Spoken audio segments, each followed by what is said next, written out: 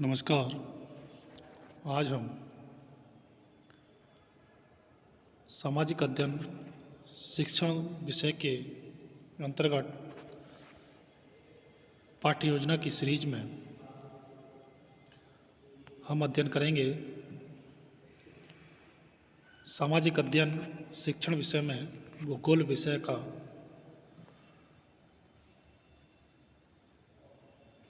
Lesson plan पाठ्य योजना,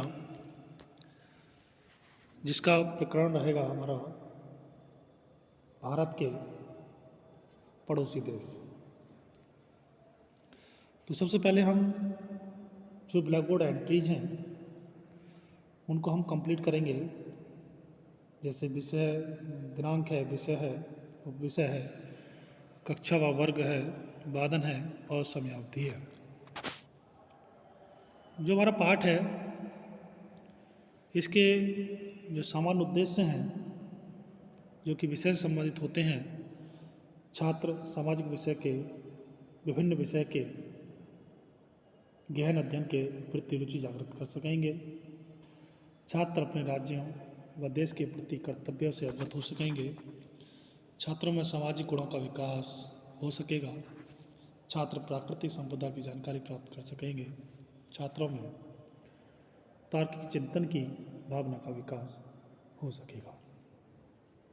छात्र भारत से संबंधित देशों के विषय में जान सकेंगे। तो ये जो सामान्य उद्देश्य हैं, ये सभी सामान्य उद्देश्य होते हैं विषय से संबंधित। अगला है विशिष्ट उद्देश्य। विशिष्ट उद्देश्यों के अंतर्गत हमने छात्र भारत के पड़ोसी देशों को समझ सकेंगे जो कि प्रकरण से संबंधित होते हैं। आज हम पढ़ा रहे हैं भारत के पड़ोसी देश, तो उसी संबंधित ही हमारा ये विशिष्ट उद्देश्य होंगे। भारत के पड़ोसी देशों का अस्तित्व बता सकेंगे। छात्र भारत के पड़ोसी देशों का मानचित्र पर दर्शा सकेंगे। छात्र भारत से लगे देशों की सीमाओं की जानकारी प्राप्त कर सकेंगे। इसके बाद में पूर्व ज्ञान। पूर्व ज्ञान में भारत से संबंधित सामान्य जानकारी विद्यार्थियों को है या परिचित हैं, और छात्र भारत के पड़ोसी देशों को मानचित्र में दर्शाने हेतु सामान्य जानकारी रखते हैं। वहीं जो भी हम पढ़ा रहे हैं उसको इफेक्टिव या प्रभावशील पढ़ाने के हिसाब से हम लोग जो शिक्षण सहायक सामग्री में उपयोग में लाते हैं उसको बहुत ही अच्छे तरीके से हम उसका प्रदर्शन कर सकें, और जिससे हमारा जो शिक्षण अधिगम प्रक्रिया है वो बहुत ही प्रभावशाली बन सके।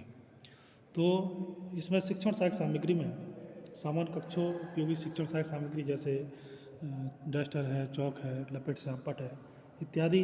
उसके बाद पहला भारत का मानचित्र है और भारत के पड़ोसी देशों से संबंधित सामान्य जानकारी, ये इसको जो है हम शिक्षण सहायक सामग्री में यूज करेंगे। इसके बाद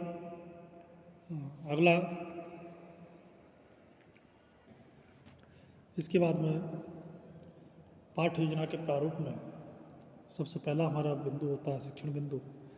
अनुदेशनात्मक उद्देश्य, छात्र अध्यापक क्रियाएँ, छात्र क्रियाएँ, विधि प्रविधि व सहायक सामग्री और मूल्यांकन। तो सबसे पहले प्रस्तावना, जहाँ पर हमारा उद्देश्य रहेगा पूर्व ज्ञान, अनुमान या प्रत्यास्मरण। छात्र क्रियाओं में, छात्र अध्यापक क्रियाओं में छात्र अध्यापक छात्रों के पूर्व ज्ञान से संबंध कुछ प्रश्न पूछेंगे, जिसके प्रश्नों के उत्तर छात्र देंगे। तो पहला प्रश्न है, आप सभी छुट्टी के बाद कहाँ जाएंगे? तो छात्र उत्तर देंगे, हम छुट्टी के बाद घर जाएंगे। यहाँ पर प्रश्नोत्तर विधि का प्रयोग किया जा रहा है। तो दूसरा प्रश्न पूछेगा छात्र अध्यापक, अपने घर के आसपास के लोगों को क्या कहते हैं? तो अपने घर के आसपास के लोगों को पड़ोसी कहते हैं। भारत के कोई दो पड़ोसी देश बताइए। तो भारत के दो पड़ोसी देश बता रहे हैं, जैसे पाकिस्तान है, नेपाल है, कोई भी दो पड़ोसी देश हो सकते हैं। तो भारत के पड़ोसी देश कब अस्तित्व में आए? तो छात्र यहाँ पर उत्तर हो जाते हैं, कोई उत्तर नहीं दे पाते हैं। इसके बाद में उद्देश्य कथन में नवीन ज्ञान प्रस्तुतिकरण हमारा उद्देश्य है। तो यहाँ पर छात्र अध्यापक कथन रहेगा कि आज़ादी के बाद भारत के पड़ोसी देश अस्तित्व में आए। आज हम भारत के पड़ोसी देशों के विषय में विस्तारपूर्वक अध्ययन करेंगे। छात्र ध्यानपूर्वक सुनेंगे व स्मरण करेंगे। यहाँ पर कथन विधि का प्रयोग किया जा रहा है। पहला शिक्षण बिंदु रहेगा हमारा भारत के पड़ोसी देश। तो यहाँ पर जो उद्देश्य रहेगा वो रहेगा पूर्व ज्ञान, अनुमान और विकासात्मक प्रश्न। विकासात्मक प्रश्न होते हैं जो हमने अपना शिक्षण बिंदु को पढ़ाना है, उस को जो है पूर्व ज्ञान से जोड़ते हुए हमें उस शिक्षण बिंदु के नवीन ज्ञान को प्रस्तुत करना होता है। तो इसमें जो है पहला प्रश्न रहेगा कि भारत कब स्वतंत्र हुआ। उत्तर आएगा छात्रों का भारत 15 अगस्त 1947 को स्वतंत्र हुआ। तो यहाँ पर प्रश्न उत्तर विधि का उपयोग किया गया। दूसरा प्रश्न, 15 अगस्त को भारत से अलग होकर कौन सा देश बना था। तो उत्तर में बच्चे देंगे 15 अगस्त को भारत से अलग होकर पाकिस्तान देश अलग हुआ था। उसके बाद है बिना वीज़ा के हम किस पड़ोसी देश में जा सकते हैं। तो छात्र यहाँ पर निरुत्तर हैं, जिसमें नवीन ज्ञान प्रस्तुतिकरण के जरिए हम छात्रों को समझाएंगे कि भारत के मुख्य पड़ोसी देश नेपाल, म्यांमार, भूटान और श्रीलंका, पाकिस्तान और चीन है।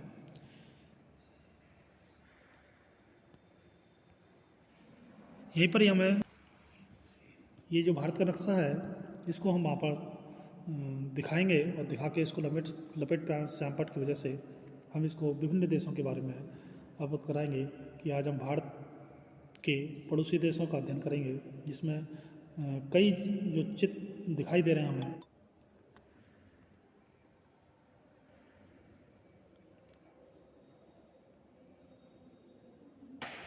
तो यहाँ पर भारत के मानचित्र में कई जो है पड़ोसी देश इसकी जो दिखाए गए हैं, इसके बारे में समझाते हुए छात्र अध्यापक अपने छात्र अध्यापक कथन को पूर्ण करेगा कि म्यांमार, भूटान, श्रीलंका, पाकिस्तान और चीन है। भारत की सीमा से तीनों ओर से घिरा हुआ देश बांग्लादेश है। भारत व बांग्लादेश, नेपाल के मध्य आवागमन के लिए वीज़ा की आवश्यकता नहीं होती।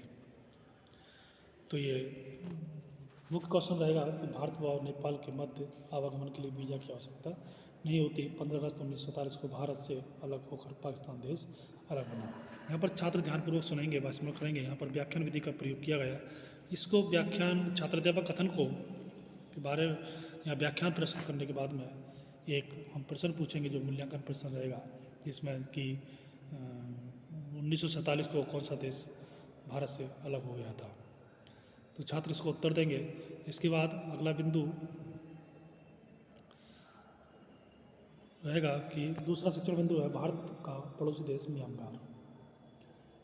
तो म्यांमार के बारे में हम पढ़ेंगे पूर्व ज्ञान, अनुमान कि और विकासात्मक प्रश्नों में जो मानचित्र है उसको दिखाते हुए फिर पूछेंगे कि आप चार्ट में किसके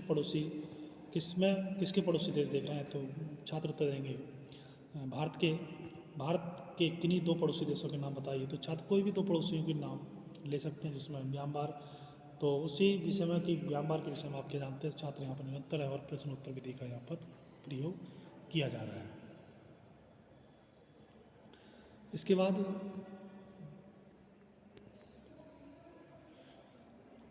फिर नवीन ज्ञान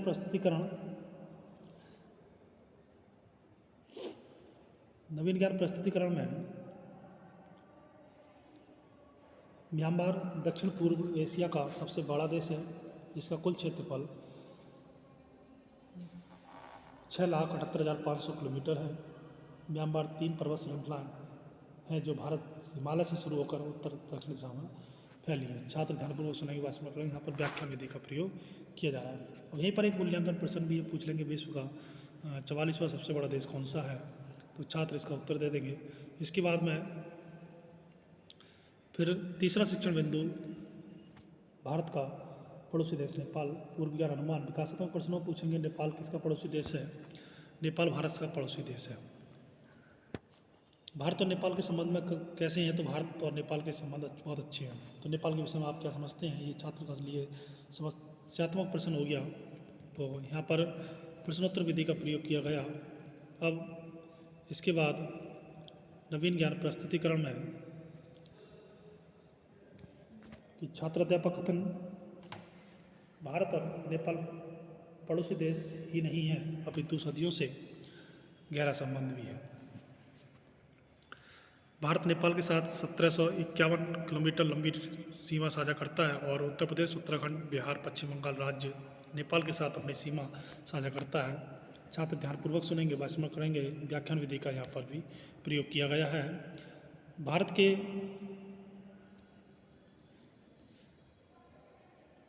जो सदियों से जिनका गहरा संबंध है उन राज्यों के नाम बताइए, तो यहाँ पर एक मूल्यांकन भी प्रश्न पूछ लेंगे। उसके बाद में श्यामपट्ट कार्य, ये संक्षिप्तीकरण में नवीन ज्ञान संश्लेषण। छात्र श्यामपट्ट से छात्र अध्यापक पढ़ते हुए और समझाते हुए, तो ये जो श्यामपट्ट है इसके जरिए हम बच्चों को समझाएंगे कि भारत के पड़ोसी देश के बारे में, भारत के पड़ोसी देशों के बारे में हमने अध्ययन किया। जो मुख्य हेडिंग है इन सभी को छात्र अध्यापक लिपिड श्यामपट्ट, छात्र अध्यापक जो संकेतक है उसके जरिए इसको समझाएगा।